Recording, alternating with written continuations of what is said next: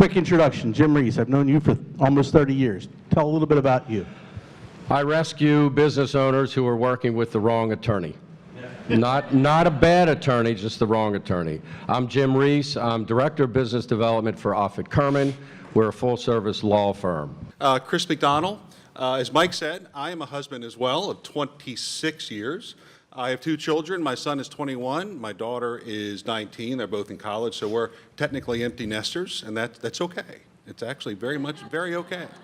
And my business is McDonell Consulting Group. We're an authorized licensee of Sandler Training, and typically I like to look at it from 4 S's: skills, staff, structure, and strategy. What are the skills needed in any particular business? Is it ability? Is it motivation to make things happen? Staff, is it the right staff or the right seats on the right bus? Is it the right bus? All these different things. And structure and strategy, really challenging the status quo. And if it ain't broken, should it be broken a little bit and made better? Looking forward to today. Thank you. Chris. My name is Christopher Schafer. I am the founder of Christopher Schafer Clothier. We make custom suits and shirts. I'm also, I'd started a nonprofit organization about 9 years ago, and we dress about 2,000 guys a year for free. It's called Sharp Dress Man. We have some, it's pretty fascinating the way that it works. The clothes that are being collected here will be given to guys who are trying to get back up on their feet. So I'm a father, husband. I have 3 sons. One of them is in the business, and I just got back yesterday from California. He opened up a shop in Los Angeles, and we had the 1-year anniversary out there. I also have 2 younger sons who hopefully will be in the business one day, but we shall see. Great, thanks guys. So my first question is, in each of your opinions, what's the difference between business development and sales? How do we look at the differences between them? And just as important, how does that work for these folks? Jim, why don't you start? Firstly, all of you who are on your phones, please share the photo that I posted this morning for the symposium here. Let's see if we can get some legs, like Pauline said, so that we can get legs and so that people can see that all of us were here and supporting this great event. So, difference between sales and business development. Sales, you are always closing. Business development, you're always opening. What does that mean? In sales, you're closing the door. In business development, you're opening the door. Sales is very transactional. Business development is very relational. It's all about relationships. In sales, it's all about the seller. Chris, you all right back there?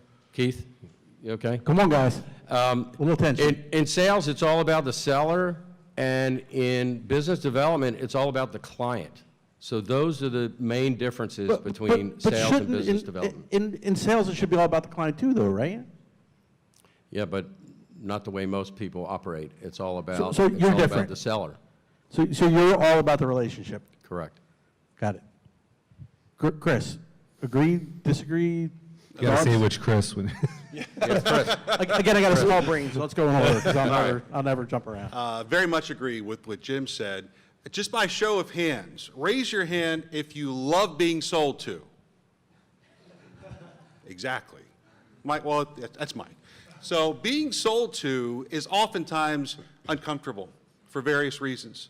And it goes back to, just to add to what Jim said, the cart and the horse. Sometimes if the cart's in front of the horse, if we're selling transactional before we develop that relationship, that can oftentimes make someone feel like their cards have to be close to their chest and guarded because they don't want to be sold to. But when someone understands somebody and the atypical business development activities involve much deeper relationship building and much different focus than sales. Sales is about really a clearly defined product or service, and then having the price, having the value, and having a decision. Business development is completely different. So how do you work business development for you? Well, your sales training, but how do you take business development to a different level? What do you specifically, you personally do? Well, I mean, I think with that, and we'll dive deeper into this, it's how do you relate? It's truly all about relatability. And if you cannot relate to somebody naturally, sometimes we put too much pressure on ourselves to relate to somebody. Just to give you an example, I was talking to Jim earlier, and I've realized now that I am in the boring sock club. And I'm sitting up here with my black socks. Ooh. Look at this. Look at that. Look at those bad It's boys got right there. bumblebees. Spirit animal right there. We got that. We got bumblebees. And here I am with my black socks. And I'm a little uncomfortable about that. Okay? Now, that's vulnerability, and it's true. So I need to up my sock game. I can help you with that. So I figured you would. So, Mr. Schafer, you obviously, Chris, you've got the greatest socks ever. Thank you. Right. So for you, you're in like the custom clothing market. You've got a bunch of guys calling on the phone and trying to set appointments. How do you do business development? How does it work for you? Because you're amazing at what you do in town. Thank you.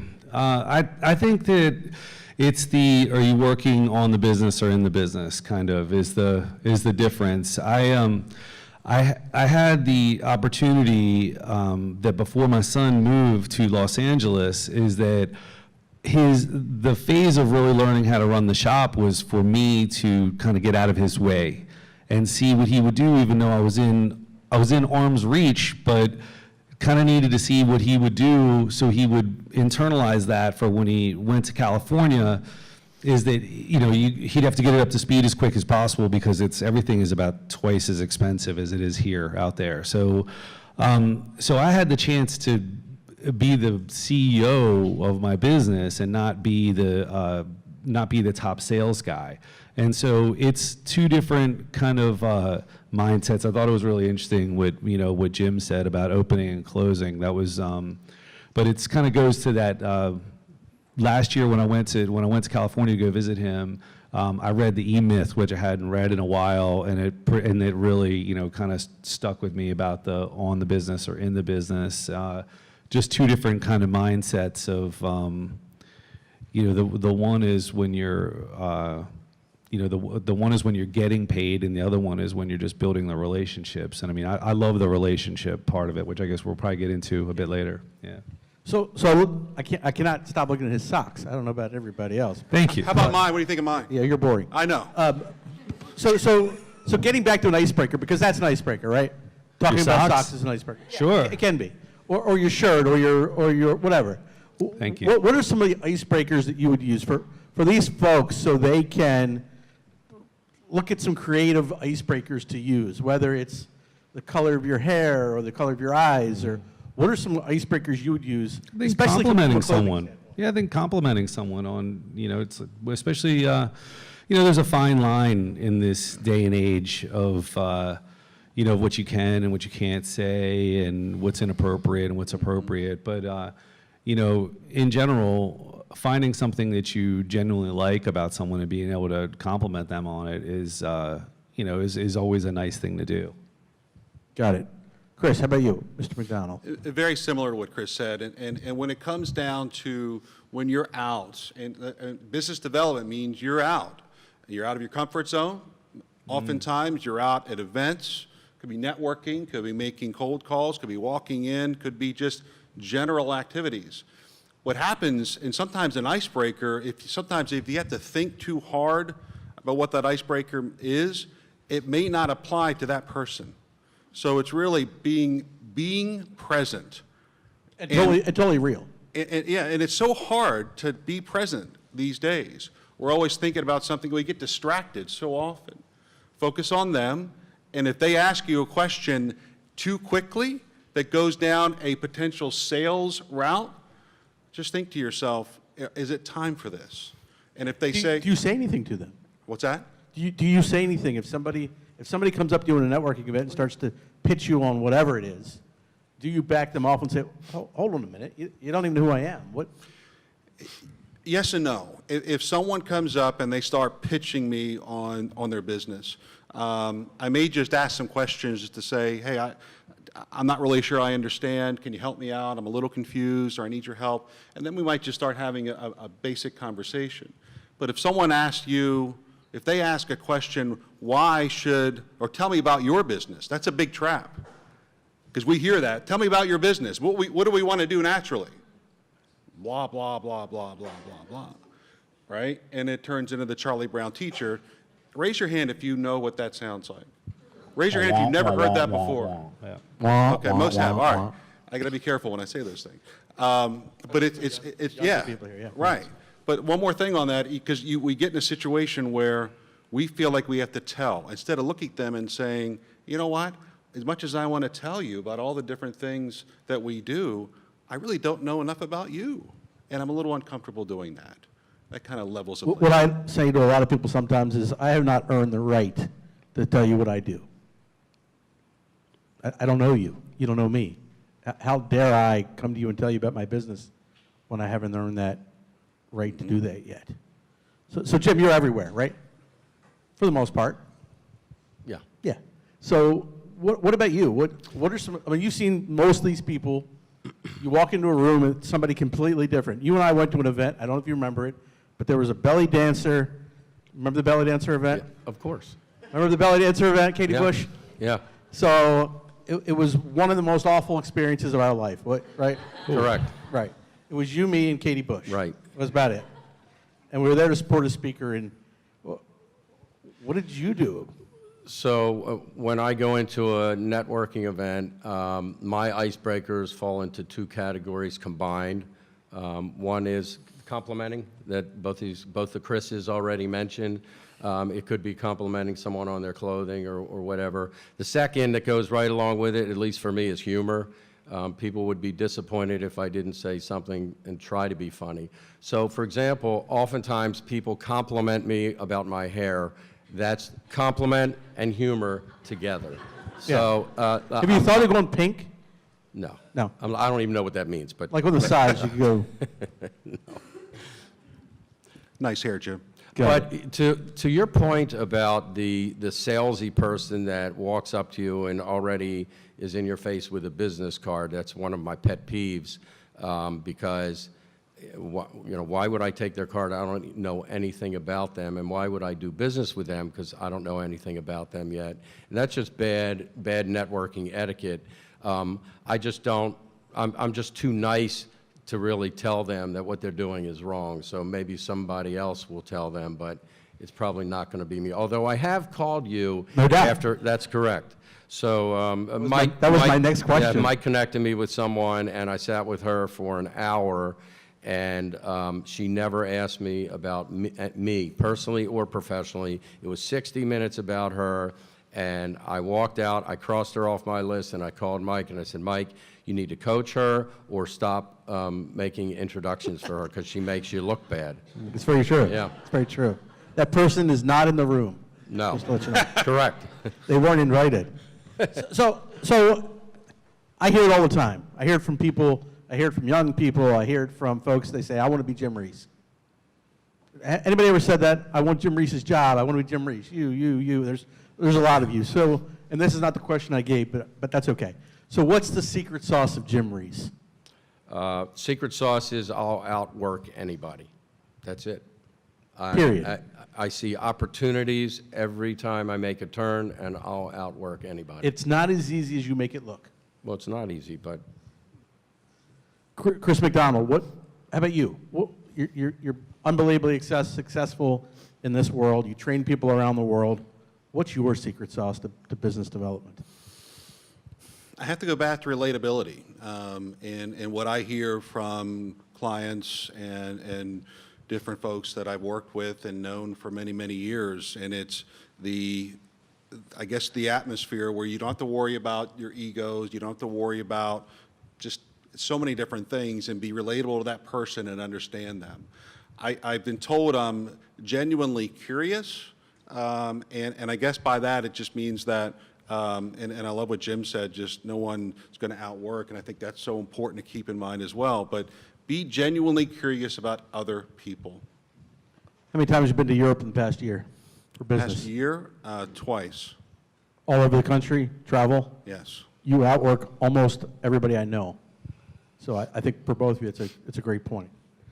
Christopher, how about you? What's your secret sauce? I think there's two pieces to what we do.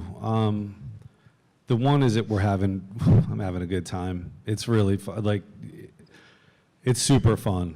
You know, it doesn't mean that it's not hard work, but you know, I'd worked for people for years and they never understood me and they wanted to micromanage me and just didn't give me the freedom to do things my own way. And when I got that chance, I really took it and ran with it, and have really taken my genuine interest and put them together with what I do for a living.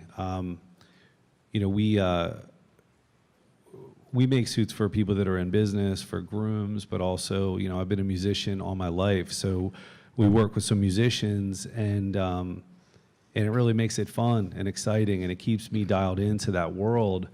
I just think it's a key element of, you know, if you have too many people have to have their passion and then their work separate, and you know, I figured out a way to put them together. I mean, we have you know, rock stars performing in our suits, people skateboarding in suits, all kinds of just whatever kind of ideas come up with, you know, can implement them. And so that's, you know, that's a key element to it. But the other part is the philanthropic piece that we're doing. The recycling the suits has just opened up crazy doors for what we're doing. And it's not why I do it, but it's kind of awesome. So it's the two of them, and I think that, you know, that's kind of how business is being done a bit now, is definitely tying it into something philanthropically is a and wise fun. idea. I mean, fun is great. Fun is great. Yep. Chris McDonald, fun. So How do you do it?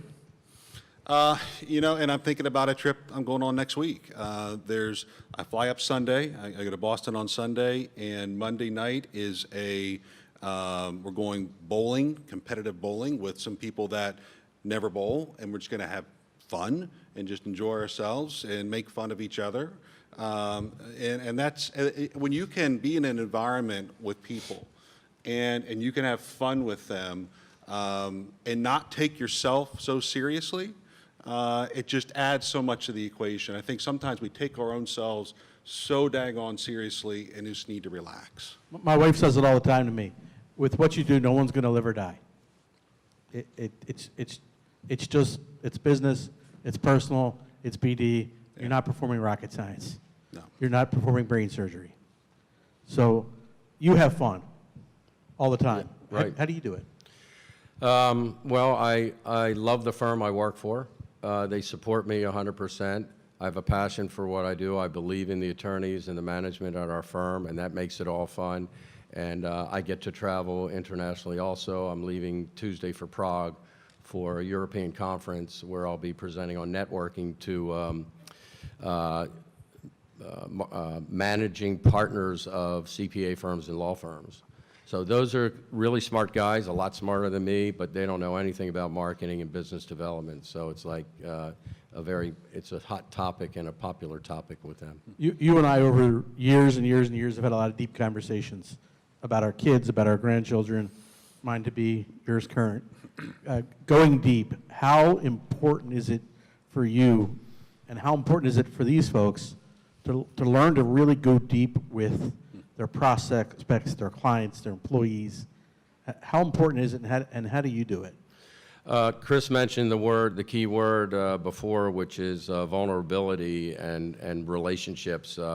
Most of the people that I know in this room who know me know about my two grandsons because I post pictures of them just about every weekend when I'm with them, and it's been a game changer for me. So people want to know what makes you happy, what makes you sad. They want to know if you have a parent who's not well or what have you. That's important. Vulnerability is really important to establish that solid relationship with people. But for those of you that don't know Jim, his grandsons are like, if this is normal life, they're up here.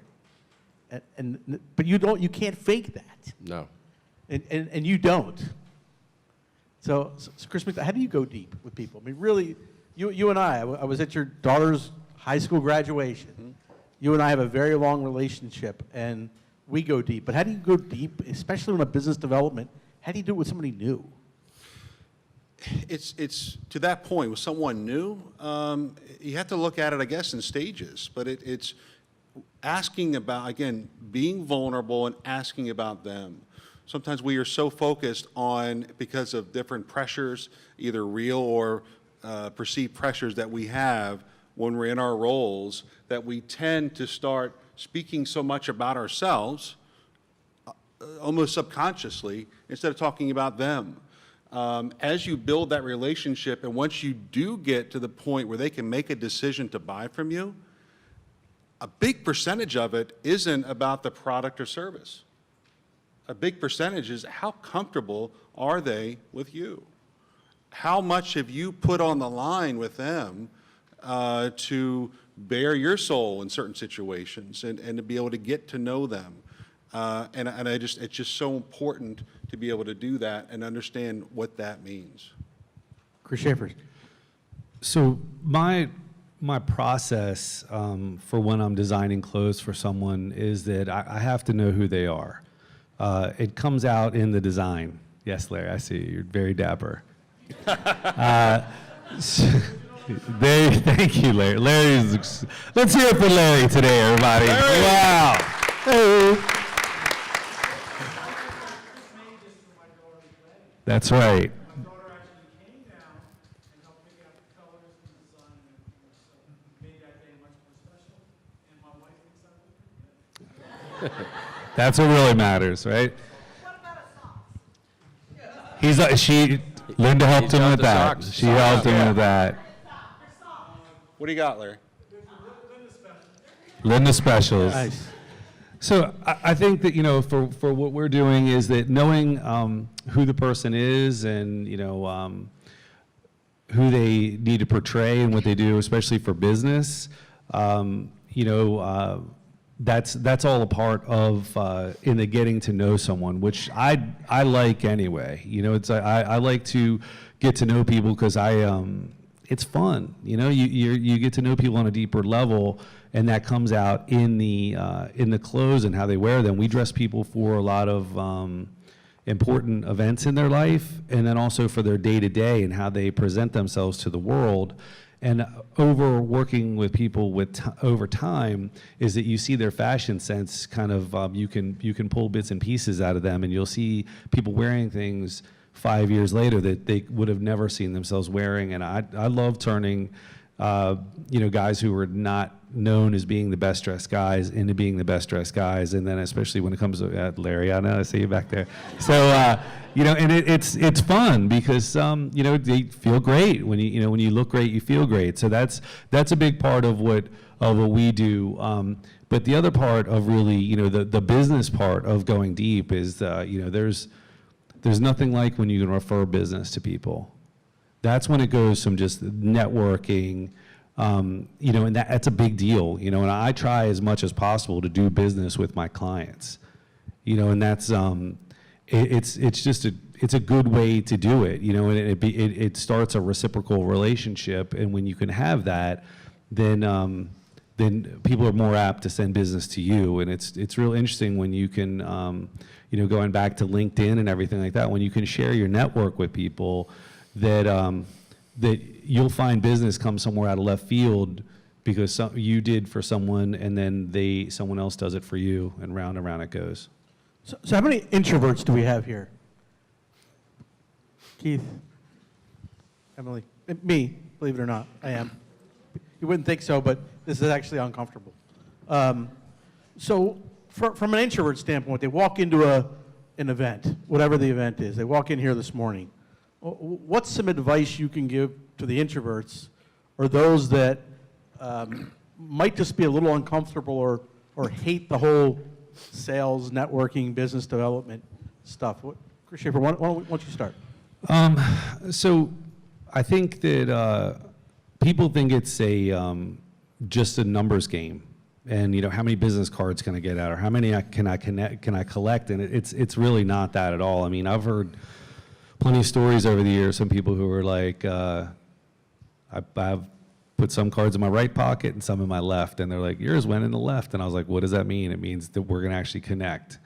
So, and it's like, it's kind of interesting to see, you know, when I lived in England, and when I came home, I didn't know anyone who wore suits, and I had to really get out there. And this was, you know, fall of 2008, and it was a tricky time. You know, you'd call people up and they'd say, when, you know, when the Dow's above 10,000 and everything like that, you know, then call me. And it was a really tricky time to get out there and meet people.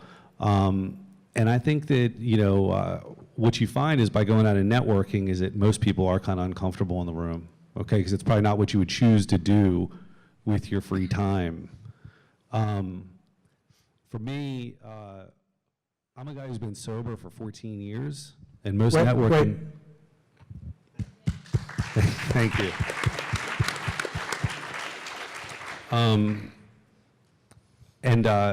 You know, most networking events are surrounded with alcohol.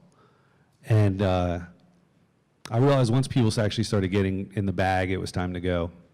But it's like that's, you know, people, you know, that used to be me. I used to be able to go and drink and go talk and everything like that. But I realized I was at a fork in the road where I wanted my business to survive. And so I thought about it like that. Some things I just made as simple as like life and death. And it worked for me, because sometimes you don't need to make everything so complicated. Are you doing it for your family? Well, then go do it. Who cares about if you're socially awkward? Figure out a way to figure it out.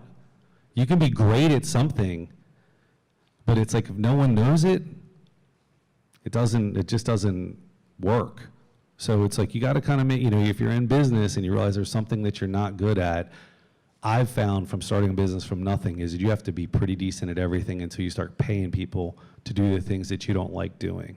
But I don't know if you can ever outsource the business development piece of your business. Hell no. I It's deal too with much fun. hundreds and millions of dollars of sales, and the owner still, I mean, Facebook, there's a guy named Zuckerberg, right? I still think he's the face. And I don't know if you can ever outsource that. So, to your point. Thank you. Chris, how about you? To the introverts, what is your advice because there are some. Oh, yeah. Quite frankly, I think being an introvert, if someone's an introvert, in my opinion, you have an advantage. Because when you think about this, an extrovert is someone that is going to go out and internally be all things to everybody. And sometimes that doesn't work. As a matter of fact, a lot of times that doesn't work because not everyone wants to hear or see that. That introvert can think to themselves, you know what, if I really think about what I'm doing, take the pressure off, have some goals, like you mentioned going to a networking event. Maybe they think to themselves, you know what, let me find someone that I'm comfortable with that I can go with to the event. Maybe I could have a goal of getting to know 5 people when I'm there and having conversations with them. Or one. Or one, whatever it is. And then to understand when they get there, and this is just, most events, there's a line, right? There's a line for something, a line for food, a line for whatever. Get in a line. And what happens when you get in a line, guess what? There's always someone in front of you and someone behind you. And during that time, what can you do? Hey, how are you? How are you? And just during that initial time, you start to break your own ice, if you will, and you're more comfortable. And the last thing with that is really understand that when you describe your business to them as it pertains to them. Instead of saying, we do this, do you want to buy it, basically, say, we work with customers and clients that experience A, B, and C. Not sure if that applies in your world. It's a lot less threatening, and it's about them. We say it all the time, and I know you agree. Sometimes you just got to just be cool. Just stop. Right. Just too much is too much. Jim, what about the introverts? Because I'm not sure if you are or not. My advice to introverts in a networking situation is to relax, to be authentic, and tag team. So if you have a coworker and you can tag team, that's great. It's even better if you have someone, maybe you're in a chamber with somebody or in a bond group.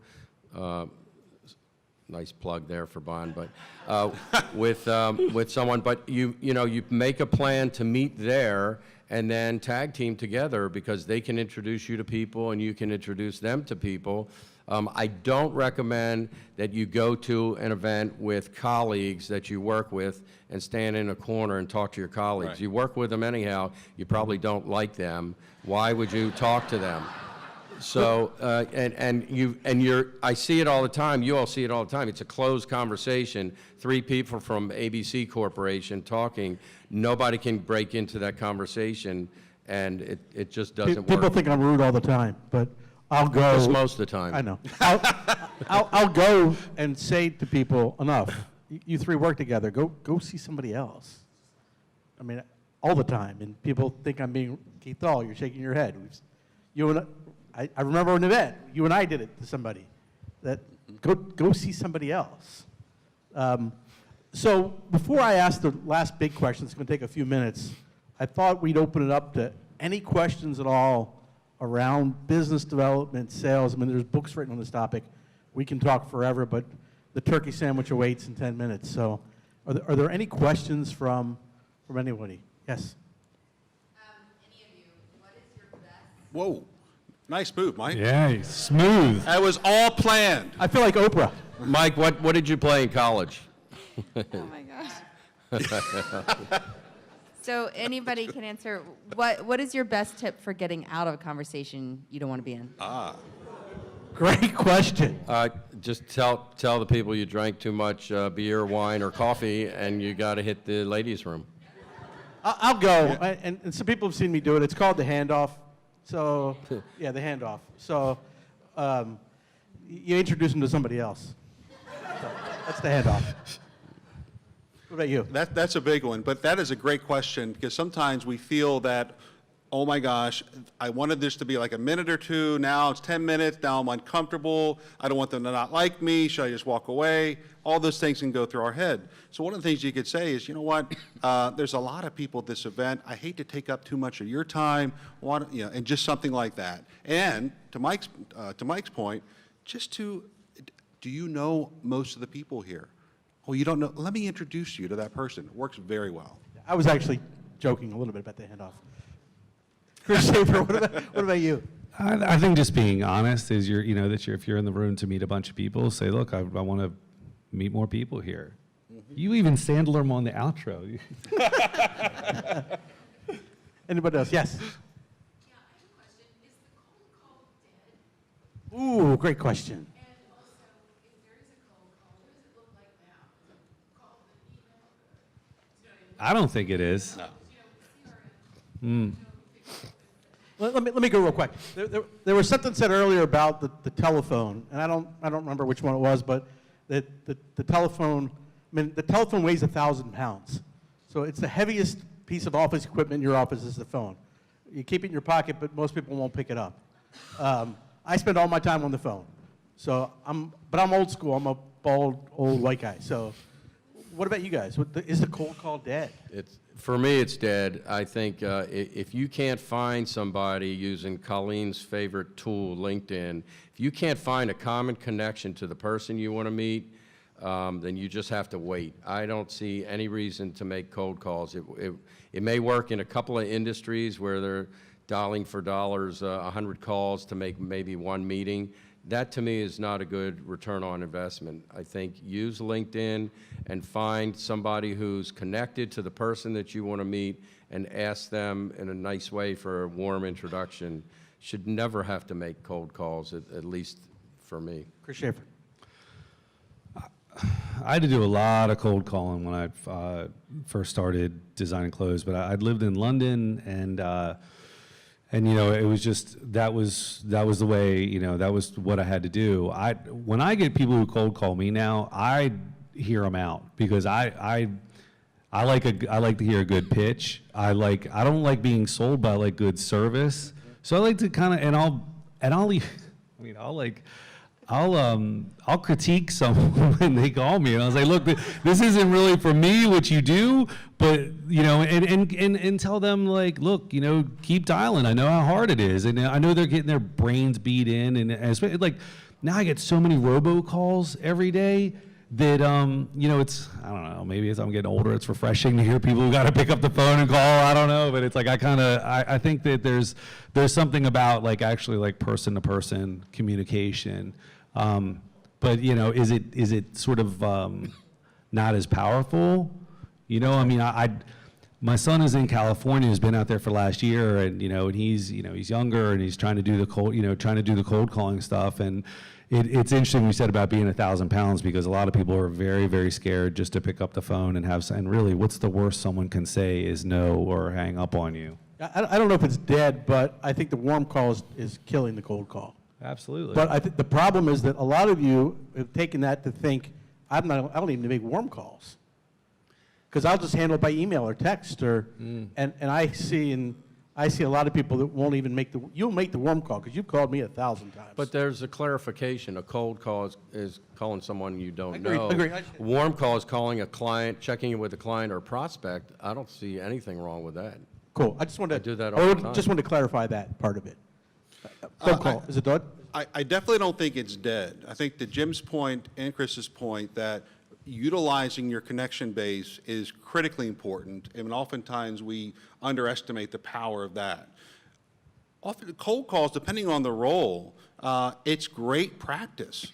It's great practice in business development to have a goal and to be able to make outbound calls and to be able to know what it feels like to be uncomfortable. And it's almost like going to the driving range. You know, if you play golf or something like that, you go to the driving range, what's the point? It's to kind of swing sticks, right? Swing your sticks. And when you make a cold call and you're able to talk to somebody, it helps you with that comfort zone. So when you actually do have a meeting with somebody, you're feeling better about that. So I absolutely believe in it. It just depends on but you have to utilize your network. So important to utilize that. Any other questions? Yes, sir. When you come back from the networking session, reach into your right pocket, card that you want to make a connection. When, how, what's the pitch?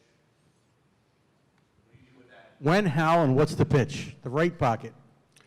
I Mine's would out. always, I made it a point to, especially as I was like really growing and networking a lot, was that if I had a real conversation with someone, is that I would connect with them on LinkedIn.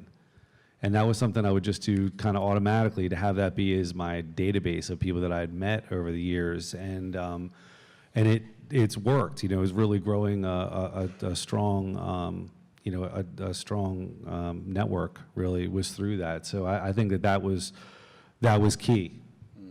Jim, what about you? I send a LinkedIn connection with a note. Nice to meet you at the event tonight. Would love to connect.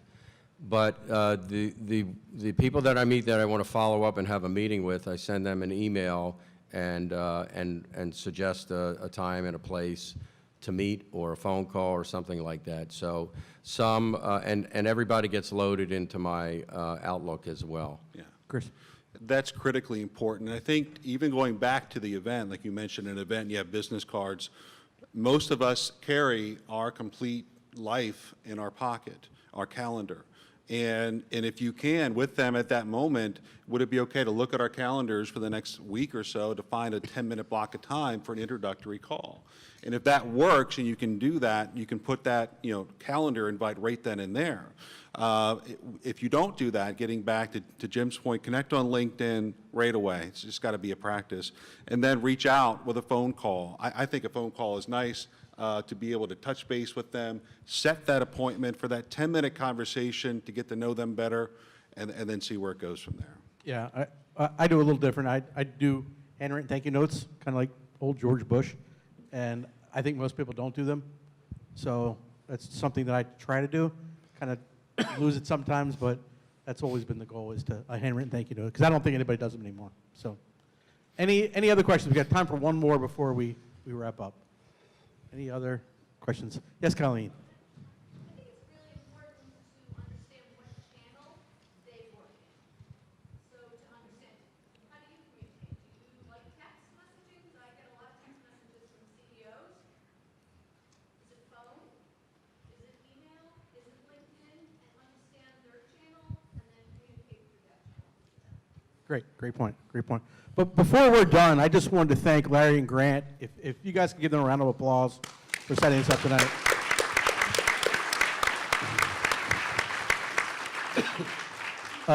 Last piece, again, as I mentioned before, I have a very small brain. So one piece of advice you can give, and let's kind of make them separate, just one thing separately that you give to these folks from a business development standpoint that they can take with them today. Don't be salesy. Be real. And thank you, Linda, by the way, too. Thank you, Linda. Sorry. Yeah, Linda, thank you.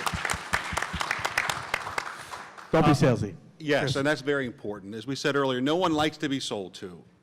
People like to develop relationships, and they buy when something makes sense to them. Be genuine and understand that there's a comfort zone. Sometimes we get nervous. Sometimes it's okay. When you're with somebody, just say, hey, you know what? I'm a little uncomfortable right now. I don't know about you. And they'll just say, yeah, I am too. Right then and there, that authentic, when you're authentic, it goes such a long way. State how you feel. Be real. Be real. Chris Schafer. I think that the LinkedIn piece this morning was really great. Let's hear it for Colleen. Yeah. Strong start, really strong start, and it's a powerful tool. It really is a powerful tool. And I learned a couple things that I didn't know about, which was cool. I couldn't believe it's 15 years old. That was a little bit of a shocker, but you know, I'm really glad that that everybody came out today, and great job, you guys, and Linda. Great, this was fantastic, and I believe this is the first of many, right? This is number one. So let's hear it for the pioneers who made it out today. Thank you.